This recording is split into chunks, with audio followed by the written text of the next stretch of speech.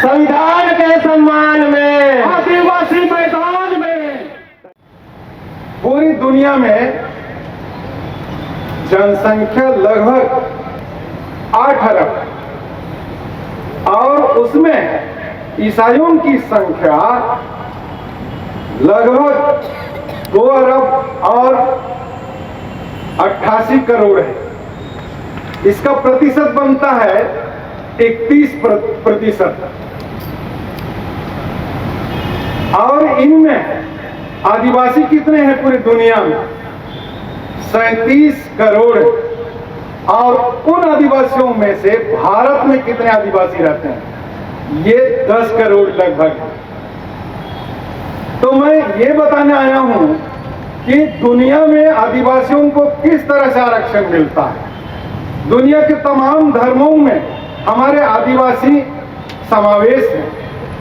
दुनिया के तमाम जो धर्म हैं, बड़े धर्म, उसमें सबसे बड़ा धर्म संख्या की दृष्टि से, सच्चाई की दृष्टि से नहीं बोल रहा हूं, ईसाई धर्म है। दूसरा इस्लाम है, तीसरा कन्फ्यूशियस और चौथा हमारे देश का हिंदू धर्म है। मेरा कहने का मतलब है कि पूरे विश्व के परिदृश्य में हम विचार करेंगे तो विभिन्न धर्मों में, विभिन्न धर्म को अपनाए हुए आदिवासियों को भेदभाव नहीं किया जाता है, बल्कि आदिवासी के नाम से उनको आरक्षण मिलता है। चाहे वो ईसाई बन गया हो, चाहे वो कन्फ्यूशियस बन गया हो, या इस्लाम बन गया हो, या जूइश बन गया हो। तो पूरे यूरोप में, पूरे विश्व में हम लोगों को जाति के आधार पर, ट्राइब होने के आधार पर आरक्षण दिया जाता है। मैं यहां विभिन्न तरह के आरक्षण को भी बताऊंगा। मैं बताना चाहता हूं विश्व में आरक्षण का आधार क्या है, मतलब किस किस आधार पर जो है आरक्षण दिया जाता है। हम लोग कभी कभी सोचते हैं कि केवल भारत में आरक्षण मिलता है आदिवासियों को, एससी को, ओबीसी को, जनरल को 10%। ऐसा नहीं है। दुनिया के तमाम देशों में आरक्षण व्यवस्था है।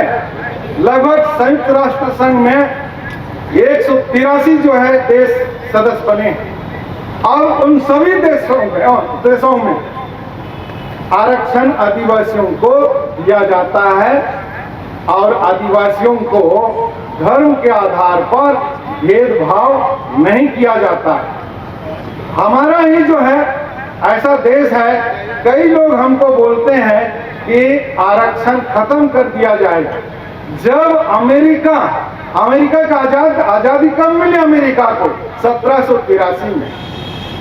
जब महाशक्ति को आरक्षण मिल रहा है, वहां के आदिवासियों को मिल रहा है, तो हम तो जुम्मे 75-70 साल हुआ, तो हमारा आरक्षण कैसे खत्म करेंगे? हम हर चीज को डिपेंड रहते हैं अमेरिका और यूरोप के देशों को। अब उन लोगों ने आरक्षण खत्म नहीं किया तो हम कौन होते हैं कि इस आरक्षण को खत्म कर दें? इतना विकसित हो गए आदिवासी लोग, इतना विकसित हो गए पिछड़ा वर्ग के लोग, इतना विकसित हो गए हरिजन लोग, इतना विकसित हो गए हमारे जनरल लोग कि आरक्षण खत्म कर देंगे। ये बेतुकी बातों को हम लोगों को समझना चाहिए। मैं दुनिया में किस तरह से आरक्षण किन किन आधारों पर दिया जाता है, मिलता है लोगों को, उसको थोड़ा हाईलाइट कर रहा हूं। विश्व में आरक्षण का आधार लगभग 6 प्रकार के हैं। पहले नंबर में है प्रजाति के आधार पर आरक्षण। जैसे हमारे देश में प्रजाति किसको बोलते हैं? बहुत सारे लोगों को मालूम है, बहुत सारे लोगों को नहीं मालूम है। जैसे हमारे देश के लिए प्रजाति या रेस किसको कहेंगे? उधर यूरोप और विश्व में अलग रेस थ्योरी है। हमारे देश के लिए प्रजाति मतलब निग्रोटो, फिर ऑस्ट्रोलाइट, फिर मंगोलाइट, फिर द्रविडियन, फिर आर्यन, फिर कीरत। इसको रेस कहते हैं हमारे देश के लिए। उधर की बातों छोड़िए, हम अपनी बात करें। तो इसको प्रजाति मतलब नाक नक्शा 5 प्रकार के जो स्टडी का आधार है, उसमें अलग अलग रेस के लोगों का अलग अलग रहता है। उसके आधार पर जो उसको रेस थ्योरी को जो है स्टडी किया गया है, उसके आधार पर दुनिया में कौन सा रेस के लोग कमजोर हैं या पिछड़ रहे हैं, उनको आरक्षण दिया जाता है। इसको प्रजाति के आधार पर आरक्षण कहते हैं। दूसरे नंबर में जाति के आधार पर, जैसे आदिवासियों जाति के आधार पर दूसरे नंबर में पूरी दुनिया में जो है आरक्षण मिलता है। तीसरे नंबर में लिंग के आधार पर फीमेल मतलब महिलाओं को आरक्षण दिया जाता है। हमारा पुरुष प्रधान समाज हमेशा महिलाओं को शोषण किया है और इसलिए उनको उनकी प्रगति के लिए महिलाओं के लिए आरक्षण दिया जाता है। हमारे भारत में भी जो है आरक्षण की व्यवस्था है। उसके बाद में माइनॉरिटीज के आधार पे, चौथे नंबर में माइनॉरिटीज के आधार पे मतलब अल्पसंख्यक को पूरी दुनिया में आरक्षण की व्यवस्था दी गई है उनके विकास के लिए। बहुसंख्यक जाति अल्पसंख्यक पर दबाव डाले या शोषण करे, उससे बचाने के लिए अल्पसंख्यकों को आरक्षण दिया जाता है। हमारे देश में ही केवल नहीं, पूरी दुनिया में है ये। पांचवें नंबर में आर्थिक आधार पर जो आरक्षण दिया जाता है। सारे दुनिया में तो नहीं है ये आर्थिक आधार, अमेरिका में है, कुछ देशों में है, तो आर्थिक दृष्टि से कमजोर लोगों को आरक्षण दिया जाता है। उसके बाद में प्राइवेट जॉब में भी आरक्षण दिया जाता है। यूरोपीय देशों में, विकसित देशों में प्राइवेट जॉब में भी जो है आरक्षण दिया जाता है। तो मेरा ये कहना है कि आरक्षण केवल भारत तक सीमित नहीं है, बल्कि पूरे दुनिया में आक्षेप लगाना गलत लगता है। और जितना अधिक पढ़ेंगे आप, उतना आपका ज्ञान वृद्धि होगी और आप दुनिया को जानोगे। पढ़ना लिखना चाहिए, ये संदेश मेरा आपके लिए है। अब इसके बाद में दूसरे पार्ट में मैं थोड़ा और चीजों को बताता हूँ। ईसाई धर्म का जो है लंबा होगा तो मुझे टोकेंगे। दुनिया में ईसाई धर्म का योगदान क्या है, इसको बिना बोले मेरे को चैन नहीं पड़ेगा, क्योंकि मैं इस चीज को स्टडी किया। दुनिया में क्या क्या योगदान है। दुनिया में लोकतंत्र का विकास 15वीं शताब्दी में हुआ। 16वीं शताब्दी से लोकतांत्रिक जो है विकास शुरू हुआ और दुनिया में जो भेदभाव था उसको कम करने के लिए ईसाइयों ने सामाजिक समानता की बात कही, स्वतंत्रता, समानता और बंधुत्व की बात को उजागर किया और जिसके कारण आज हम ऊंच नीच के भेदभाव को समाप्त करने की ओर बढ़ रहे हैं। ये भी ईसाई लोगों की योगदान है। प्रशासनिक और राजनीतिक प्रभाव को भी हम भूल नहीं सकते। संवैधानिक शासन एवं कानून का राज ईसाइयों से पूरी दुनिया ने एडॉप्ट किया है। इस संवैधानिक शासन एवं कानून का राज ये कहां से लिया गया है? ईसाइयों ने दुनिया को दिया। पार्लियामेंट्री सिस्टम, जो राज्यसभा, लोकसभा, ये सब जो हम लोग उच्चारण करते हैं, ये सब भी जो हमने ईसाइयों से ग्रहण किया है पूरी दुनिया ने, केवल भारत में नहीं। न्याय व्यवस्था, जुडिशियल जो व्यवस्था है, ये भी हमने ईसाइयों से लिया है।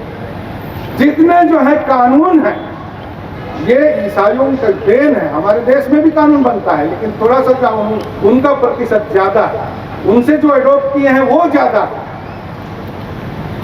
पुलिस व्यवस्था, पुलिस किस तरह से होगी, वो भी जो हमने ईसाइयों के जो है उनसे ग्रहण किए। जैसे हमारे देश में पुलिस व्यवस्था किस एक्ट के 1861 का, आज भी बदली नहीं गई। तो कहने का मतलब हर चीज में ईसाइयों ने दुनिया को आगे बढ़ाया है।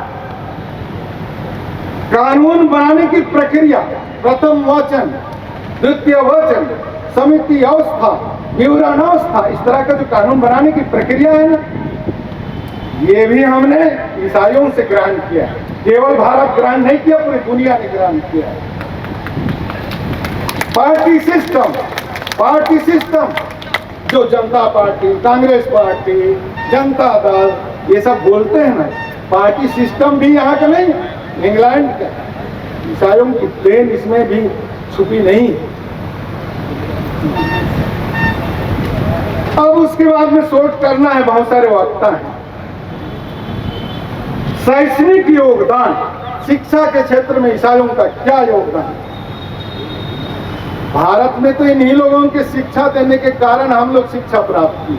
एसटी, एससी, ओबीसी इनको शैक्षणिक अधिकार नहीं था। ये ईसाइयों ने धर्म प्रचार के नाम से आया और सभी जाति धर्म के लोगों को शिक्षा देने की कोशिश की। केवल अन्यथा ना लें, अपर कास्ट को ही केवल शिक्षा लेने का अधिकार था। तो ईसाइयों ने इस व्यवस्था को भी जो है खंडन किया भारत की आजादी के पहले, और हमको सभी जाति धर्म के लोगों को शिक्षा मुहैया करवाए। ये जो BA, BSc, BCom, medical science, engineering, agriculture और कानून की शिक्षा, ये सारे के सारे चैप्टर उधर से आया, ईसाइयों की देन है। आपका भी है लेकिन बहुत कम है। मेडिकल साइंस यहाँ 12 परत है, इसको खोजने में कितना टाइम लगा होगा ईसाइयों, हमको तो ऐसे आसानी से मिल गया। तो ये शिक्षा के क्षेत्र में भी हमने ईसाइयों से, भारत केवल नहीं पूरी दुनिया ने ग्रहण किया है। इसके साथ साथ मैं ये भी बताना चाहता हूँ कि भारत में ये जो आदिवासी की जो बात हो रही है, ये आदिवासी जंगलों में रहते थे, दुर्गम पहाड़ी क्षेत्रों में स्कूल खोला और जिसके कारण लोग पढ़े लिख सके, उनको शिक्षा का अवसर मिला। इस चीज को कैसे नकारेंगे हम लोग? पूरे भारत में पुर्तगालियों ने इस शिक्षा पद्धति को लाया और आजादी के बाद में शिक्षण संस्थानों की संख्या और ज्यादा बढ़ गई। तो ये शिक्षा के क्षेत्र में भी ईसाइयों का दुनिया को योगदान है। वैज्ञानिक खोजों के रूप में भी थोड़ा सा मैं हाईलाइट उसके संबंध में भी बताना चाहता हूँ कि प्रिंटिंग प्रेस सबसे पहले 1450 में गुटेनबर्ग के द्वारा बनाया, ये भी ईसाई। आज सरलता से हम टैक्सटर नामक अंग्रेज वैज्ञानिक जो ईसाई, उसने 1876 में सुधरा हुआ प्रेस बनाई और जो प्रेस का विकास हुआ, अब जल्दी से समाचार पत्र भी छप जाता है, किताब छप जाती है।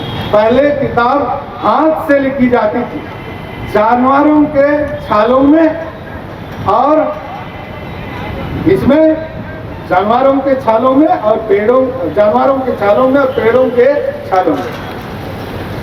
वो सिस्टम जब प्रेस का आविष्कार हो गया, कागज का आविष्कार हो गया, तो वो खत्म हो गया परिपाटी। बहुत लंबे दिनों तक जो है उसको बनाने में किताब लगता था टाइम, वो चीज खत्म हो गया। तो इसमें भी जो है ईसाइयों का योगदान है। रेल, ट्रेन जिसको बोलते हैं, चार्ल्स स्टीफन ने 1815 में इंजन बनाया और सारी दुनिया के लोग उसमें सवारी करते हैं, ये भी ईसाइयों का योगदान है।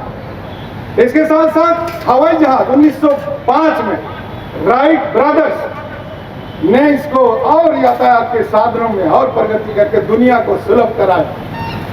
ये भी जो है, हम विदेशी तो इसको नहीं बोल रहे हैं, ये तो उन्हीं ने शुरू किया था। इसके साथ साथ टेलीफोन, अलेक्जेंडर ग्राहम बेल, ये भी शायद इसने शुरू किया था। मोबाइल, ये मार्टिन ने, मोबाइल सब मैं भी पकड़ा, उनका ऋणी हूं मैं, क्योंकि बातचीत करने में सुविधा हो गई। अगर मार्टिन रेन नहीं रहते तो फिर कंप्यूटर, ये भी जो है ईसाइयों का योगदान है। टेलीविजन, गेट्स इन्होंने बना, ये भी ईसाई। सारी दुनिया टेलीविजन का उपयोग करता है। इसके साथ साथ सीमेंट 1824 में आविष्कार हुआ, ये भी आविष्कार करता ईसाई। मैं बहुत ज्यादा बोल रहा हूं ऐसा लग रहा है। इसके साथ साथ साहित्यिक प्रभाव को भी आप देखेंगे।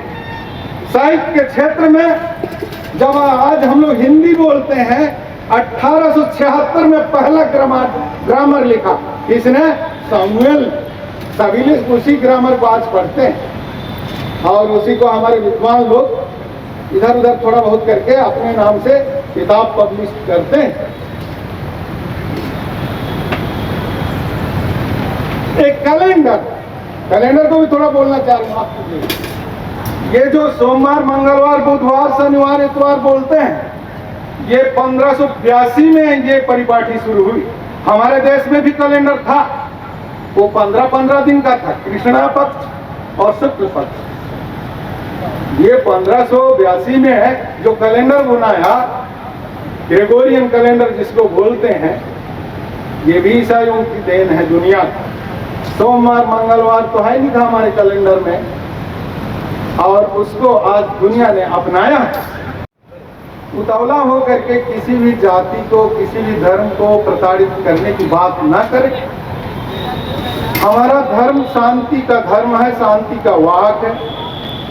जो भी डिलिस्टिंग की मांग कर रहे हैं वो भी हमारे भाई हैं, उनको समझाने की जरूरत है। ये बड़ा मुश्किल है कि जो है डिलिस्टिंग किया जा सकता है, ये पूरी दुनिया में इस तरह की व्यवस्था है, उसको आप भारत में ही कैसे डिलिस्टिंग कर सकते हैं? तो हम लोग सभी, मैं लास्ट में संदेश के रूप में रिक्वेस्ट करता हूं, लंबा हो रहा है, संदेश के रूप में मैं ये निवेदन करता हूं, अनुरोध करता हूं कि भाईचारा के बंधुत्व की भावना से प्रेरित होकर के हम लोग सभी धर्म को सम्मान करें, सभी जातियों से प्रेम करें और इस भारत को आगे बढ़ाने में सबको सहयोग देते, सबका सहयोग देते हुए हम जीवन जिए। उतावले नहीं होना है। धन्यवाद, बहुत बहुत धन्यवाद।